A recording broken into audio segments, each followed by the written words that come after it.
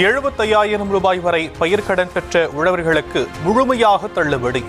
சட்டப்பேரவையில் 110 விதியின் கீழ் முதலமைச்சர் ஜோசப் விஜய் அறிவிப்பு. 75,000 ரூபாய் முதல் 1 லட்சம் ரூபாய் வரை கடன் பெற்றவர்களுக்கு 75,000 ரூபாய் வரை தள்ளுபடி அறிவித்த முதலமைச்சர் விஜய். 1 லட்சம் ரூபாய்க்கு மேல் கடன் பெற்றவர்களுக்கு 35,000 ரூபாய் வரை கடன் தள்ளுபடி.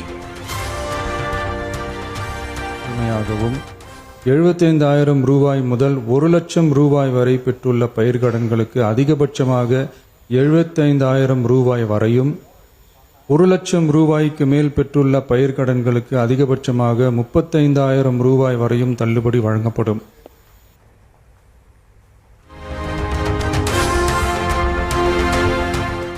தமிழ்நாடு முதலமைச்சராக பொறுப்பேற்ற 100வது நாளில் அடியெடுத்து வைத்துள்ள ஜோசப் விஜய். ஜோசப் விஜய் எனும் நான் கல்வி, ரேஷன், மருத்துவம், குடிநீர், பஸ் வசதி, இந்த மாதிரி விஷயங்கள்ல தான் என்னுடைய முதல் கவனம். இது உங்களுடைய ஆட்சி, உங்களுக்கு அதுல எந்த விதமான சந்தேகமும் வேண்டாம். சிங்கப்பெண் சிறப்பு அதிரடிப்படை 200 யூனிட் கட்டணமில்லா மின்சாரம் என பல்வேறு திட்டங்கள் அமல்படுத்தியதை ஒரு யுகத்துக்கான மக்களின் மனசாட்சி என வீடியோ பதிவிட்டு பெருமிதம். கோவையில் போதைப்பொருள் பயன்பாடு குறித்து போலீசிடம் கூறியதால் சக மாணவர்களால் கல்லூரி மாணவர் அமுதன் அடித்துக் கொல்லப்பட்டதாக கூறப்படும் வழக்கு. சட்டப்பேரவையில் சிறப்பு கவன ஈர்ப்பு தீர்மானம் கொண்டு வந்து திமுக, அதிமுக உள்ளிட்ட அனைத்து கட்சிகளும் முறையீடு. 19 வயது பொறியியல் மாணவர் அமுதனை 20 பேர் கொண்ட ஒரு கும்பல் சென்ற திங்கட்கிழமை அடிச்சு கொலை செஞ்சிருக்கிறாங்க. கொலை சம்பவத்தில் நேரடியாக ஈடுபட்டவர்களில் இன்னும் சில பேர் கைது செய்யப்படாமல் இருக்கிறார்கள் என்று சொல்கிறார்கள். அவர்களும் கைது செய்யப்பட வேண்டும். சட்டத்தின் முன்னால் அவர்களுக்கு உரிய நடவடிக்கையை இந்த அரசு தீவிரமாக உடனடியாக முயற்சி செய்து எடுத்துட வேண்டும் என வேண்டுகோள் வைக்கிறேன்.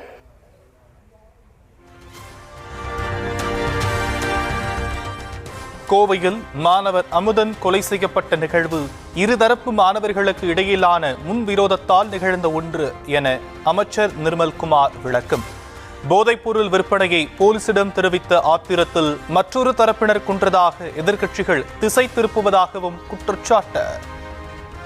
தொடர்பான வழக்கும் அல்ல, இது வேறு மாணவர் குழுக்களுக்கு இடையே ஏற்பட்ட முன்னுரிதம் மற்றும் அதனை தொடர்ந்து மேற்கொள்ளப்பட்ட பழிவாங்கும் நோக்கிலான தாக்குதலின் காரணமாகவே இச்சம்பவம் நடைபெற்றுள்ளது. எனவே உண்மை நிலவரத்திற்கு மாறாக இவ்வழக்கை போதைப் பொருள் தொடர்பான சம்பவமாக சித்தரித்து வழக்கின் உண்மை தன்மையை திசை திருப்ப வேண்டாம் என்பதை இந்த நேரத்தில் தெரிவித்துக் கொள்ள கடமைப்பட்டுள்ளேன்.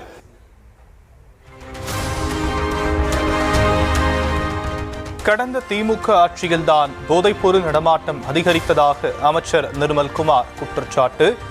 டெல்லியில் கைதான போதைப்பொருள் கடத்தல் மன்னன் ஜாஃபர் சாதிக் திமுக ஆட்சியாளர்களுடன் தொடர்பில் இருந்ததாகவும் புகார். நாம் இங்கேயும் கடந்த 5 ஆண்டுகளாக தமிழகத்தில் நிலவும் போதைப்பொருள் பழக்கத்தை பற்றி நாம் இங்கே அனைவரும் அறிந்த விஷயம்தான்.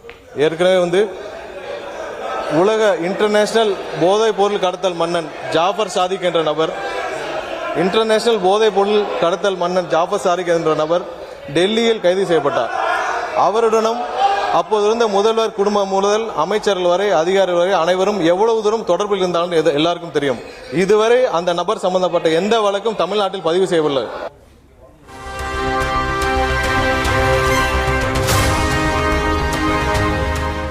சென்னையில் நடைபெற்ற IPL போட்டியின் போது தற்போதைய தாவேக அமைச்சர் சரத் போதைப்பொருள் பயன்படுத்தியதாக எதிர்க்கட்சித் தலைவர் உதயநிதி ஸ்டாலின் குற்றச்சாட்டு. அமைச்சர் சரத்திடம் போலீஸ் இதுவரை விசாரணை நடத்தாதது ஏன் எனவும் கேள்வி.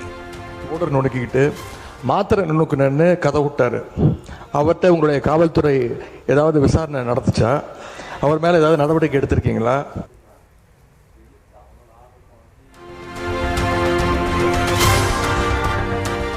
IPL போட்டியின் போது போதைப்பொருள் பயன்படுத்தவில்லை என அமைச்சர் சரத் மறுப்பு. அப்படியே பயன்படுத்தி இருந்தாலும் கடந்த திமுக ஆட்சியின் போது போதைப் பொருளை விற்கவிட்டது ஏன் எனவும் கேள்வி. பல்வேறு முரண்பாடுகள் இருக்கலாம், பல்வேறு கருத்துக்கள் இருக்கலாம். அப்படி இவங்க சொல்றாங்கன்னா அந்த சமயத்துல திராவிட முன்னேற்ற கழகத்தின் ஆட்சி தான் நடந்தது. அப்போ ஸ்டேடியம் வாசல்ல இருந்து இவங்கெல்லாம் வந்து அந்த மாதிரியான போதைப் பொருள் வித்தாங்கன்னு சொல்லி ஒத்துக்கிறாங்களா? அப்போ அதனால ஆதாரம் இல்லாமல் விளக்கம் கொடுத்ததுக்கு அப்புறமோ தேவையில்லாத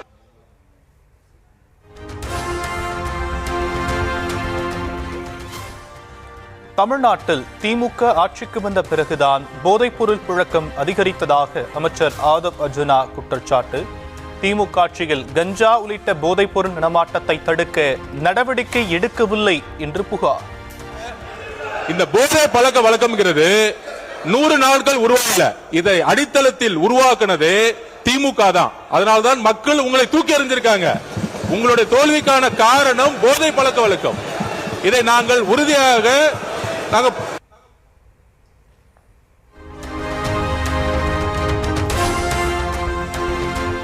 திமுக ஆட்சியில் போதைப்பொருள் புழக்கத்தை சரியாக தடுக்கவில்லை என்றால் அந்த துறையை கவனித்து வந்த அமல்ராஜை முக்கிய பொறுப்பான சென்னை காவல் ஆணையராக நியமித்தது ஏன்? திமுக ஆட்சியின் போது போதைப்பொருள் ஒழிப்பில் சிறப்பாக பணியாற்றியதற்காகத்தான் 15 காவலர்களுக்கு முதலமைச்சர் பதக்கம் வழங்கியிருப்பதாகவும் உதயநிதி ஸ்டாலின் பேச்சு. போதைப் பொருளை தடுக்கிற செயல்பாடுகள் சரியா நடக்கல அப்படின்னு இந்த அரசு எங்களை குற்றம் சாட்டுச்சுன்னா நான் உங்ககிட்ட கேட்க வேண்டிய கேள்வி, அப்புறம் என்னத்துக்கு அந்த அவ்வளவு பெரிய அதிகாரிய இப்போ இவ்வளவு முக்கியத்துவம் வாய்ந்த சென்னை மாநகராட்சி ஆணையர் பொறுப்புல போட்டிருக்கீங்க என்ற கேள்வி இந்த அரசுக்கு வைக்கிறேன். போதைப் பொருள் ஒழிப்பு மற்றும் சட்டவிரோத கடத்தல் தடுப்பு நடவடிக்கையை சிறப்பா மேற்கொண்டதற்காக கடந்த ஒரு வருடமாக சிறப்பாக பணியாற்றியதற்காக 15 காவல்துறை அதிகாரிகள் மற்றும் காவலர்களுக்கு முதலமைச்சர் அவர்களே விருது கொடுத்திருக்கிறாங்க. அந்த 15 காவலர்களுமே எங்களுடைய ஆட்சி காலத்தில் பல்வேறு வழக்குகள்ல போதைப் பொருள் ஒழிப்பு நடவடிக்கையை சிறப்பா மேற்கொண்டவங்கன்னு இன்னைக்கு அரசு அறிக்கை கொடுத்திருக்கு.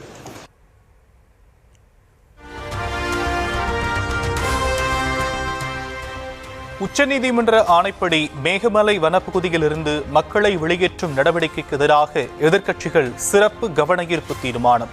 கடந்த திமுக ஆட்சியில் சரியாக கையாளப்படாத இந்த விஷயத்தில் தாவேக அரசு தகுந்த சட்ட நடவடிக்கை எடுக்கும் என அமைச்சர் நிர்மல்குமார் உறுதி.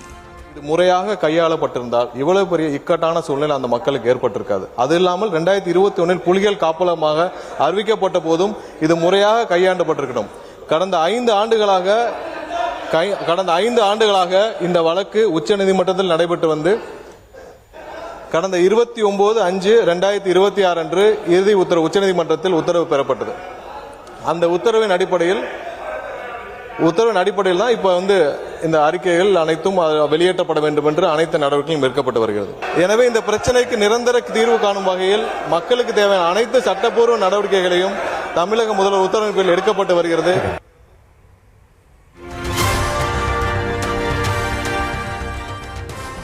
முன்னாள் முதலமைச்சர் கலைஞரின் பெயரை குறிப்பிட்டு வனத்துறை அமைச்சர் ரஞ்சித் குமார் பேசியதற்கு திமுகவினர் கடும் எதிர்ப்பு. அமைச்சர் ரஞ்சித் குமார் அவ்வாறு பேசியதற்காக தான் சாரி கேட்டுக்கொள்வதாக முதலமைச்சர் விஜய் வருத்தம் தெரிவிப்பார். உங்க தலைவரோட பேரை மென்ஷன் பண்ணி பேசினது தவறுதான். அவர் சார்பா நான் சாரி கேட்டேன்.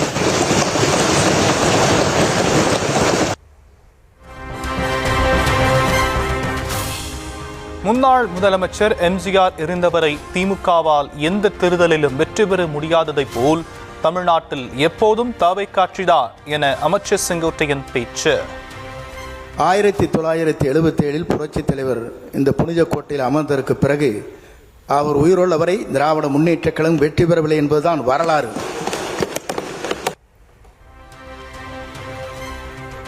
எம்ஜிஆர் உயிருடன் இருக்கும் போதே நாடாளுமன்ற தேர்தல், உள்ளாட்சி தேர்தலில் முழு வெற்றியை திமுக பெற்றதாக முன்னாள் அமைச்சர் நேரு பதிலடி.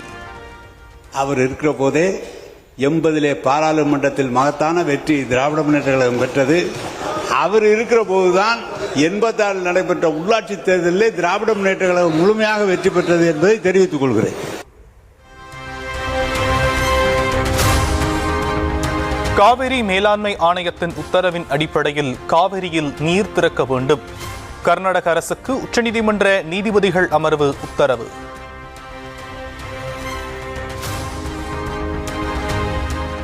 கர்நாடக அணைகளிலிருந்து தமிழ்நாட்டிற்கு காவிரி ஆற்றில் தண்ணீர் திறப்பு அதிகரிப்பு. கபினி அணையிலிருந்து வினாடிக்கு 13,600 கனஅடியும், கிருஷ்ணராஜசாகர் அணையிலிருந்து வினாடிக்கு 2,265 கனஅடியும் நீர் திறப்பு.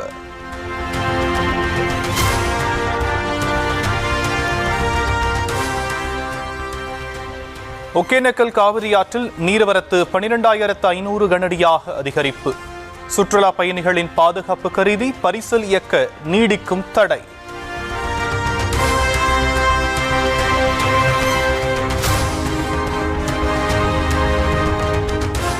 மேட்டூர் அணைக்கு நீர்வரத்து வினாடிக்கு 6,179 கனஅடியிலிருந்து 8,555 கனஅடியாக அதிகரிப்பு.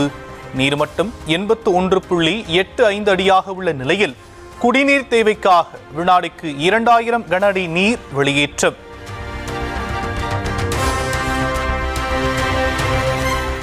கர்நாடக வனத்துறையினரால் சுட்டுக் கொல்லப்பட்ட 3 தமிழர்களின் உடல்கள் உறவினர்களிடம் ஒப்படைப்பு. அமைச்சர், எம்எல்ஏ உள்ளிட்டோர் நடத்திய பேச்சுவார்த்தையில் ஏற்பட்ட உடன்பாடை அடுத்து நடவடிக்கை.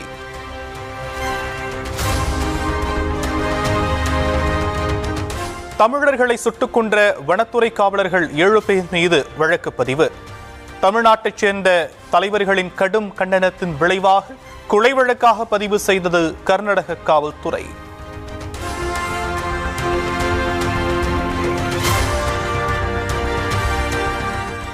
விடுதலை சிறுத்தைகள் கட்சியின் தலைவர் தொல் திருமாவளவனுக்கு முதலமைச்சர் விஜய் பிறந்தநாள் வாழ்த்து.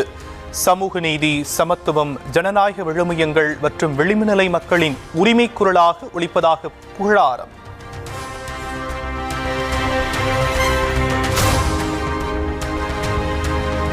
விசிக தலைவர் திருமாவளவனுக்கு திமுக தலைவர் மு.க. ஸ்டாலின் பிறந்த நாள் வாழ்த்து. நீண்ட காலம் நல்ல உடல்நலத்துடன் திகழ்ந்து மக்கள் பணியில் தொடர்ந்து ஈடுபட விழைவதாக பதிவு.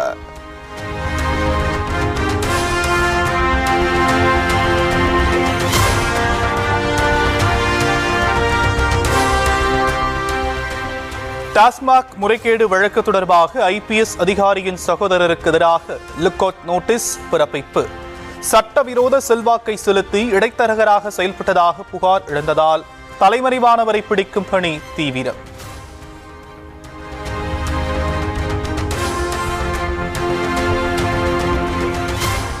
செங்கல்பட்டு மற்றும் விழுப்புரம் மாவட்டங்களில் இன்று இடி, மின்னல் மற்றும் பலத்த காற்றுடன் கனமழை பெய்யக்கூடும். சென்னை வானிலை ஆய்வு மையம் கணிப்பு.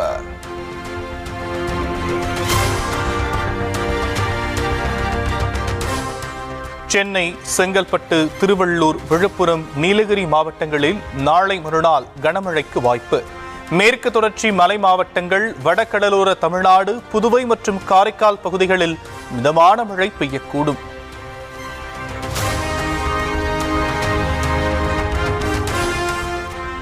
நீலகிரி மாவட்டம் உதகையில் சுற்றுலா பகுதிகளுக்கு இயக்குவதற்கான மினி பஸ் பெர்மிட்டை ரத்து செய்ய கோரிக்கை.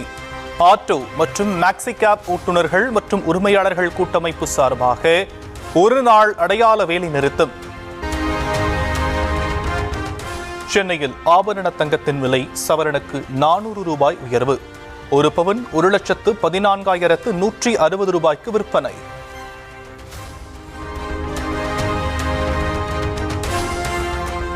சென்னையில் கிராமுக்கு 50 ரூபாய் விலை உயர்ந்த ஆபரண தங்கம். 1 கிராம் 14,270 ரூபாய்க்கு விற்பனை.